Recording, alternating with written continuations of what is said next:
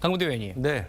우리 국회의원들 중에 정말 목숨 걸고 일하는 사람들 몇 명 되는가 싶습니다만 네. 어쨌든 지금 국회에서 법무장관을 탄핵하면서 국무회의에서 목숨을 안 걸었다. 그게 지금 확인되지 않았다. 이런 얘기로 탄핵했다라는 것과 네. 국무회의에서 뭐 알듯 말듯한 얘기했다. 그리고 지금 박 장관이 특히나 지금 반발하고 있는 내가 지금 말하고 나서 꼭 표결 때까지 남아 있어야 된다는 그 규정이 어디 있느냐. 그리고 나는 모욕과 위협을 당하고 있었기 때문에 나갔지. 야당 대표 째려본 거 아니다. 이렇게 얘기하고 있어요. 어떻게 총평해 주시겠습니까? 박성재 법무부 장관을 국회에서 탄핵 소추한 날짜가 12월 12일입니다. 지금으로부터 약 3, 4개월 전인 거죠. 그때의 상황과 지금의 상황이 많이 다릅니다. 그런데 우리가 화면에서 봤잖아요. 찌릿. 저거 잘못된 겁니다. 근데 저런다고 해서 과연 저 이유만으로 탄핵을 했냐? 그건 네. 아닙니다. 지금 이 화면에 다 모두 담겨져 있지 않지만 민주당에서는 제가 알기로 이 박성재 법무부 장관이 제2의 계엄을 모의했다는 정황이 의심됐었습니다. 그때 당시에. 그게 무엇이냐면 계엄 해제 당일에 예. 박성재 법무부 장관, 이완규 법제처장, 이상민 전 행안부 장관이 대통령 안가에서 만났습니다. 그런데 거기 가서 뭘 했냐고 물어보니까 뭐라고 했는지 아세요? 한 번도 못 가봐서 한번 가봤답니다. 대통령도 없는데 계엄 해제 당일날. 그게 맞습니까?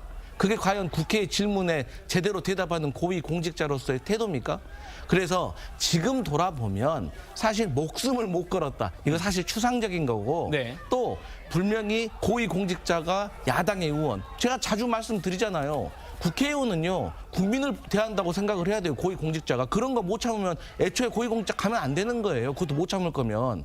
그럼에도 불구하고 모든 것이 잘했다고 할 수는 없지만 이재명 대표가 얼마 전에도 어떤 탄핵 소추와 관련해서 부족한 점이 분명히 있다라고 했다면 저는 저런 모습들도 하나로 예를 들어서 말한 것이 아닌가. 하지만 그때 당시에는 제2의 계엄과 모의가 했던 그 정황이 있었고 지금도 거기에 대해서는 저는 민주당에서도 해명을 요구하고 있다는 건데 제대로 된 해명 안 하고 있습니다.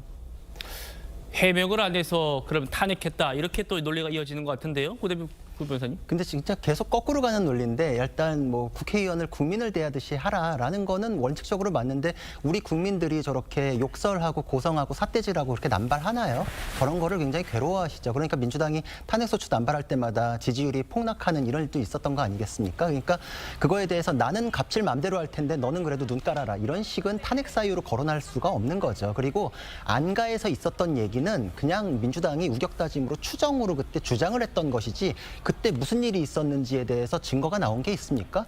그래가지고 정청래 법사위원장도 오늘 그거를 구체적인 사유로 얘기를 못한 거예요. 그때 탄핵의 분위기를 만들기 위해서 그런 걸 계속 껴넣었지만 아무것도 나오지 않은 그냥 주장에 불과하고 근거를 뒷받침 못해가지고 구체적인 탄핵 사유로 구성을 못한 겁니다. 그래서 지금 하는 게 망신스러운 뭐 째려보고 이석했다 이런 거 가지고밖에 지금 구성을 못하는 것이거든요.